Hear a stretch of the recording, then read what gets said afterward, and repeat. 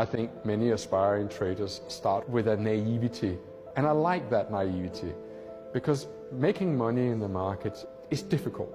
And I like that they come in and they think, I can do this, because you really do need that belief that you can achieve your financial goals. New traders, they hold on to anything that they think is going to guide them towards their goals, be it weekend courses or endless amount of webinars or books. And I've been down that route myself, of course I have, because the lack of better knowledge, what else would you turn to? But there comes a point when either you say, I can't carry on like this, either I will reinvent myself as a trader because I can't keep being on this roller coaster, focuses on strategy, but actually strategies is just not what's going to make you the bucks. It's not what's going to bring in the dollars. It's the mindset that will bring in the dollars.